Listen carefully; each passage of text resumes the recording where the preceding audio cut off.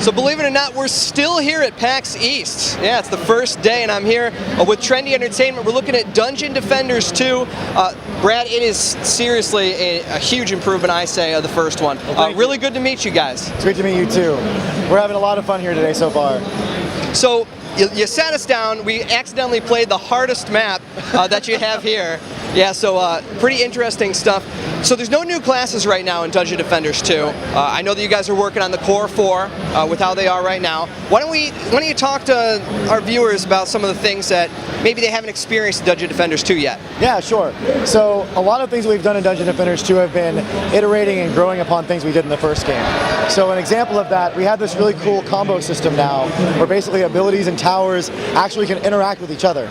So you might have seen an example of this where the monk can actually place a lightning aura. It has this really cool lightning effect that does damage as characters go through it. But if a huntress goes and places a geyser trap in front of it, it'll shoot enemies up in the air, it'll get them wet. When they get hit by lightning, if they're wet, they get stunned. And it's this cool way where you actually can enhance the cooperative nature of the game by working together with people by how you use your abilities and how you use your towers. It's really fun. So it's funny because I played the monk and I was I was going crazy with all the lightning towers, and I saw there was the boost tower that linked defenses. So you guys have some synergy. I haven't seen what the other towers do. Does every class have something like that? Every class we've tried to, and they're all very different.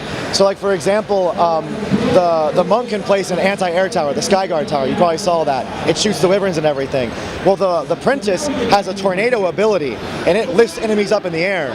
So even though the Skyguard can't hit an orc, if an apprentice comes and tornadoes them up in the air, it'll start shooting at him in the air. So it's just really cool ways that you can be like, hey, I see your Skyguard tower, and you throw the tornado, and it's a lot of fun.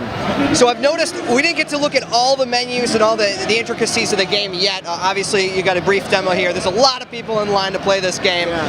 So the first Dungeon Defenders, there's a lot of stuff going on, like all the time. Like you never knew really exactly, should I upgrade the hero? Should I upgrade these specific towers? Like there was just a ton of stuff. It looks like you guys have really simplified the formula while still keeping it as deep as the first one. Well, one thing that was one of our pillars is to really make everything accessible.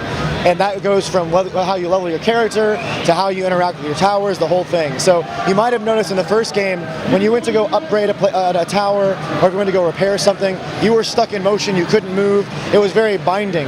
Now we've really increased that accessibility where you're always able to move. I can upgrade something, I can build something, I'm always moving, I can attack while I'm repairing.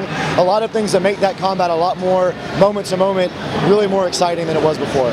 So how many extra classes and maps are you expecting in this game? I know that you're kind of mum on those details right now, but as far as maps are concerned at least, are we going to be seeing a lot more than the original Dungeon Defenders? Well, one of the great things about Dungeon Defenders 2 is we're going free to play with this product. So as long as people are playing the game and loving it, we're going to keep on making content. And really, the amount of maps we make is dependent on how much our fans are loving the game. And we're hoping they love the game for a very long time. So we're cranking out maps like crazy right now. We're having a lot of fun building a lot of interesting environments. One thing that's very different about Dungeon Defenders 2 than 1 is that in 1, the kids set loose, the old ones, you're in a castle, it's very limited in scope. And this one, it's a world at war. They're now teenagers, so we're in different places in Etheria. You're in the ancient ruins, you're in the sewers, you're in a town that's under siege. The environments are a lot more dynamic, and it gives us so many different palettes to play with when it comes to maps and content that we can create. Well, I can see that you're really passionate about the project, and I think that's great for any kind of developer just to be so into their own product, to be able to talk about it like this. All right, so you got to tell me, who's your favorite class? Come on. People kind of get on me because I change my favorite class from time to time, but right now I love the Huntress. We don't have this ability here at the show, but she has this leap shot ability where she jumps up in the air and does a line stun of enemies, and it's so much fun to kite enemies around and stun them. She has an awesome piercing shot that you can shoot down a lane, and then her oil flask, and I love this, if you oil a flask at enemies and they get hit with fire damage, they get lit on fire, and they're walking around like burning human torches, and it's just so much fun. I mean, I really like the Huntress a lot. So it's in really low access right now to some people that are out there. When can we expect to actually play this game for real? So our philosophy is we're going to release it when it's ready. We really believe in making a really good, high-quality product, and we don't want to shoot it out before we're done. So when we're good, when we're there. Oh, I hope it's this year. Yeah, we do too. All right, so we've been asking people throughout the show, when it comes to crunch time, Brad, what is your go-to food? What do you do? Oh, what is our go-to food?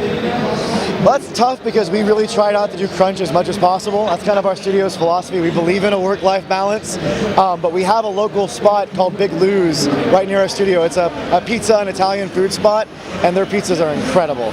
So I personally go to Big Lou's for lunch probably they're gonna love me for this like prop, I guess, but I go there for 2 or 3 times a week, to be honest. And we're doing long hours. That's a big popular spot for all of us to go to. Big Lou's, a shout out, I suppose. All right, Dungeon Defenders 2, out when it's ready, really cool. Thank you so much for allowing us to play it. Thank you, really appreciate it. Cheers.